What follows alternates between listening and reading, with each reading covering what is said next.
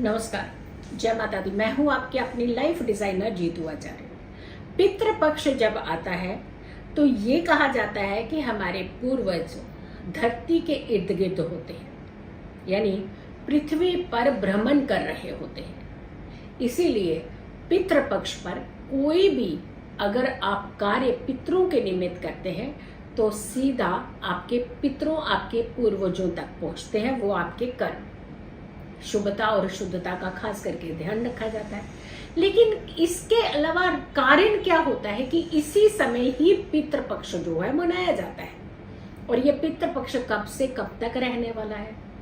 कहा जाता है कि भाद्रपद महीने की पूर्णिमा तिथि पर पृथ्वी के इर्द गिर्द, यानी पृथ्वी के गोल से उत्तर गोल की ओर जो सारे देवता हैं वो उत्तर गोल की ओर भ्रमण करते हैं और दक्षिण गोल पर चंद्रलोक के साथ पृथ्वी के करीब से गुजरते हैं।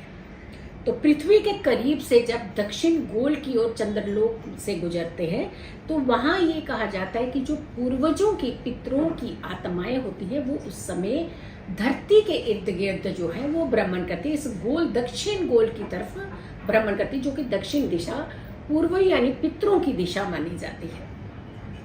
इसी कारण से पृथ्वी के इर्द गिर्द उनके जो एक संकेत तौर पर, एक उनकी एनर्जीज के तौर पर पृथ्वी के इर्द गिर्द उसका आभास जो होता है वो ज्यादा होने लगता है हमें। अब सनातन धर्म में पितृपक्ष को खास महत्व दिया गया है पूर्वजों के निमित्त कार्यों को करने के लिए।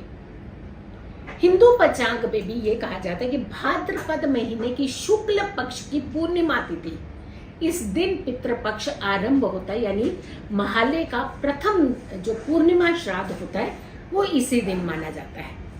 और आश्विन महीने की कृष्ण पक्ष की अमावस्या को ये पितृपक्ष जो है वो समाप्त होता है। 16 दिन तक रहने वाला ये पितृपक्ष, ये बहुत ही श्रद्धा भाव से पितरों के निमित्त कार्य करने वाला होता है। पितरों को, पूर्वजों को याद करने वाला होता है, पितरों के प्रति अपनी संवेदनाएं करने वाला होता है, पितरों के प्रति अपने भाव प्रकट करने वाला होता है। तो ऐसे में आपको बहुत सारी चीजें जो होती हैं इस समय अवॉइड करनी चाहिए और बहुत सारे अच्छे कर्म जो होते हैं वो इस समय आपको जरूर करने चाहिए। अब ये पितृपक्ष जो है ये कौन सी तारीख से कौन सी तारीख तक रहने वाला है?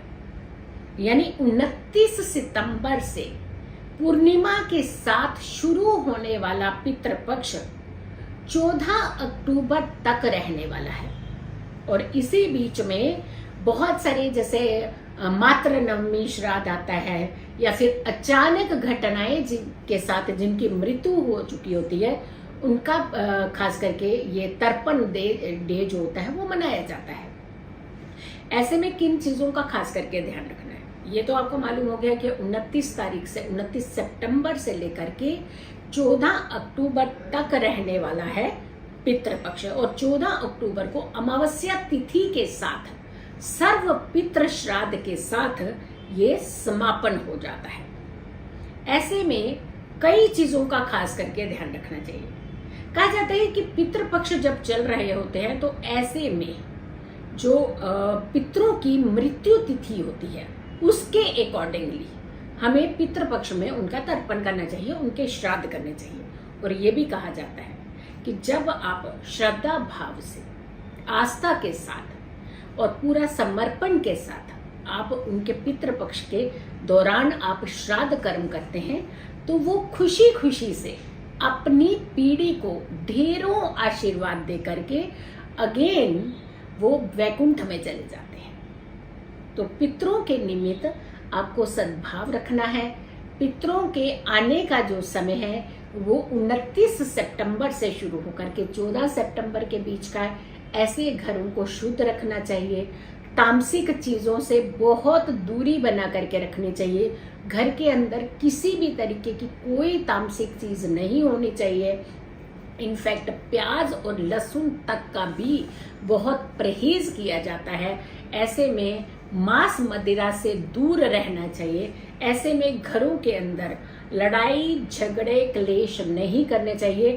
कहते हैं कि अगर पितरों के तर्पण करने हैं, पितरों के श्राद्ध करने हैं, उस घर में कले क्लेश नहीं होनी चाहिए, क्योंकि इन सब के आप उपायों के लिए, इस कष्ट से मुक्ति के लिए ही तो आप अपने पितरों के प्रति समर्पण भाव दिखाते हैं, अपने पितरों के प्रति आप श्रद्धा भाव दिखाते हैं। तो ऐसे में अगर आप बहुत लड़ाई झगड़े या बहुत वाद विवाद करते हैं तो आपके पितरों को संतुष्टि नहीं मिलती है।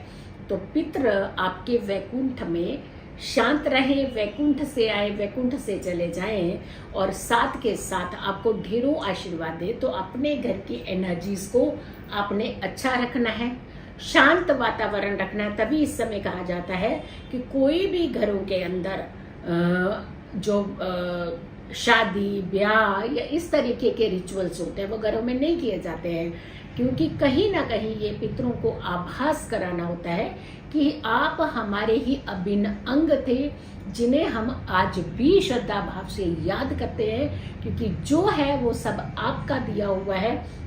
उनका शुक्रिया अदा करना चाहिए और उन्हें बार बार नमन करना चाहिए। उनके लिए शांति पाठ कराने चाहिए, उनके लिए शांति यज्ञ कराने चाहिए और पूजा भक्ति घरों के अंदर रखनी चाहिए। स्वच्छ वातावरण अगर आप अपने घरों का रखते हैं तो आपके पितृ वैकुंठ में भी शांत होकर के आपको ढेरों आशीर्वाद भी देते हैं और आपको हर कष्ट से मुक्त करते हैं और आपको दोष से मुक्त करते हैं, जो कि पितृ दोष जिनसे आप हमेशा डरते हैं। वैसे तो हमारे पितृ हमारे ही पूर्वज होते हैं, वो कभी भी नहीं सताते हैं, लेकिन जब जाने अनजाने में कुछ ऐसी क्रियाएं हो जाती हैं जिसके चलते हमारे पितृ रुष्ट होते हैं, जिसकी वजह से पितृ रुष्ट होकर के हमें आशीर्वाद नहीं देते हैं और हमारा जीवन संकट की तरफ चलता है। तो अपने पितरों को नमन कीजिए। अपने पितरों के निमित्त ये 16 दिन तक चलने वाला श्राद्ध पक्ष होता है।